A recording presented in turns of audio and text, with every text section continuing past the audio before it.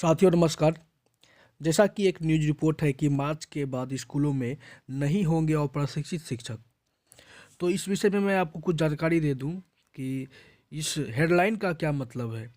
ऐसा इसका मतलब नहीं है कि मार्च के बाद स्कूलों में पढ़ाने वाले और प्रशिक्षित शिक्षकों को हटा दिया जाएगा।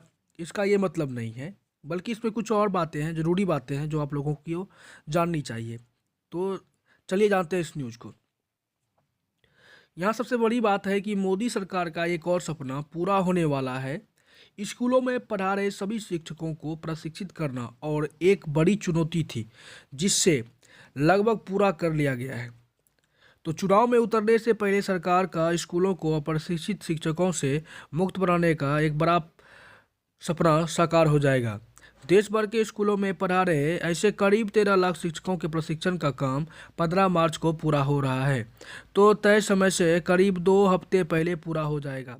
इसके साथ ही स्कूलों के माथे से अप्रशिक्षित शिक्षकों के पढ़ाने का वह दाग भी मिट जाएगा, जिसे खत्म करने के लिए देश में पिछले 10 सालों से मशक्कत की जा रही थी। दरअसल निःशुल्क एवं अनिवार्य शिक्षा का अधिकार अधिनियम 2009 के तहत स्कूलों की गुणवत्ता को मजबूती देने के लिए इनमें पढ़ा रहे सभी शिक्षकों को प्रशिक्षित करने का लक्ष्य रखा गया था। संप्रग सरकार ने इसके लिए 2015 तक का समय नियत भी कर रखा था। बावजूद इसके उस समय तक देश में 13 लाख से ज़्यादा ऐसे शिक्षक मौजूद थे जो स्कूलों में बगैर किसी प्रशिक्षण के ही पढ़ा रहे थे। आखिर में मोदी सरकार ने इस काम को पूरा करने का भार वहन किया। इसके तहत 31 मार्च 2019 तक इसे पूरा करने का लक्ष्य रखा गया, जिसे यह सरकार तय लक्ष्य से 15 दिन पहले ही पूरा करने जा रही है। सबसे ज़्यादा प्राथमिक स्कूलों के शिक्षक ले रहे हैं प्रशिक्षण। मानव संसाधन विकास मंत्रालय से जुड़ी संस्था राष्ट्रीय मुक्त विद्यालय शिक्षा संस्थान NIOS के मुताबिक अप्रशिक्षित शिक्षकों के प्रशिक्षण का यह काम अंतिम चरण में है।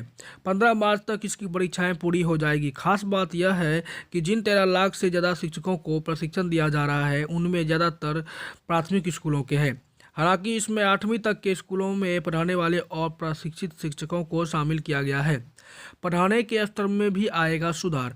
मानव संसाधन विकास मंत्रालय के मुताबिक प्रशिक्षण के बाद शिक्षकों के पढ़ाने के स्तर में भी काफ़ी सुधार आएगा, क्योंकि इन शिक्षकों को पढ़ाने के नए नए तरीके के साथ तकनीकी ज्ञान भी दिया जाएगा। 2017 में बनाई गई थी योजना। मोदी सरकार ने अप्रशिक्षित शिक्षकों को प्रशिक्षित करने की यह योजना 2017 में बनाई थी। इस दौरान सरकारी और निजी स्कूलों में पढ़ाने वाले सभी प्रशिक्षित शिक्षकों और प्रशिक्षित शिक्षकों से प्रशिक्षण के लिए आवेदन मांगे गए थे, जिसका कि आवेदन सभी लोगों ने अगस्त 2017 में NIOS DLED के लिए डाला और तब से वो लोग अपने अपने कार्य में लगे हुए हैं, प्रशिक्षण प्राप्त करने में लगे हुए हैं। तो मित्रों, इस न्यूज़ से एक बात जाहिर हो गई कि पिछले कुछ समय पहले मैंने एक वीडियो डाला हुआ था कि 31 मार्च तक अगर आपकी रिजल्ट नहीं आती है, आपका परिणाम घोषित नहीं होता है, तो आपका नियुक्ति रद्द कर दिया जाएगा। लेकिन मैं बता दूं, वो भी एक न्यूज़ रिपोर्ट ही था और ये आज की न्यूज़ रिपोर्ट है। इससे और इस न्यूज़ रिपोर्ट की हर एक लाइन से यह बात जाहिर हो रही है कि आप लोगों की परीक्षा पूर्णतः जो लास्ट अंतिम परीक्षा है NIOS DLED की, वो 15 मार्च तक हो जाएगी। तो DLED की रिजल्ट आपको बाद में भी आए, इससे कोई आपत्ति नहीं है। आप लोग प्रशिक्षित हो चुके हैं।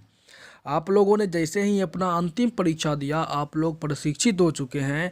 आप लोगों ने अपना प्रशिक्षण पूरे अच्छे तरीके से प्राप्त कर लिया है। ऐसे में आप लोगों की नियुक्ति रद्द नहीं होगी, बल्कि आप लोग अपने विद्यालय में बने रहेंगे। इस रिपोर्ट का यही मानना है। लेकिन मैं आपको अपना एक संदेह बोलना चाहूँगा, अगर आप लोगों को बुरा नहीं लगे तो, क्योंकि सुबह एक न्यूज़ रिपोर्ट और मेरे पास आई हुई है जिसका कि कुछ और ही लैंग्वेज है, और उसके बारे में अगर मैं उसे पढूं तो उससे कुछ और तात्पर्य निकल के आ रहा है सामने।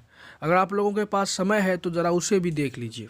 आगामी 31 मार्च के पहले DLED की परीक्षा पास होने के लिए प्रशिक्षु प्रारंभिक शिक्षक बेताब हैं, इसलिए कि शिक्षा का अधिकार कानून के तहत सभी कोटि के सरकारी एवं निजी प्रारंभिक स्कूलों में कार्यरत और प्रशिक्षित शिक्षकों की सेवा 1 अप्रैल से स्वतः समाप्त हो जाएगी।